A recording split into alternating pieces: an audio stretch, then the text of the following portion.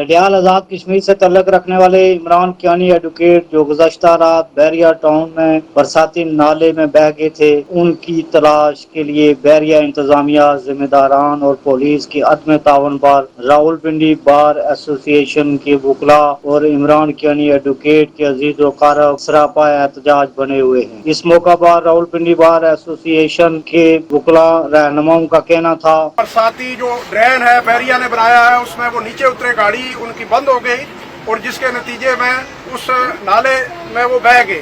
रात 3 बजे उनके दोस्तों ने पुलिस स्टेशन को इतला दी और इस वक्त तक अफसोस का मकाम ये है कि पुलिस से बार बार राब्ता करने के बावजूद ना ही पुलिस आई है और ना ही बैरिया की इंतजामिया यहाँ। ये रात 3 बजे का वाक़या है, लेकिन अभी तक बैरिया वालों की तरफ से कोई रिस्पांस नहीं आया और उसकी डेड बॉडी किधर गई है, क्या हुआ है, क्या नहीं हुआ है। एक जिम्मेदार ये सोसाइटी है, एक जिम्मेदार इदारा है, इनकी तरफ से इस तरह के वाक़यात अगर इधर होते हैं तो यहाँ कौन रहेगा? बैरिया टाउन इंतजामिया, रावलपिंडी इंतजामिया,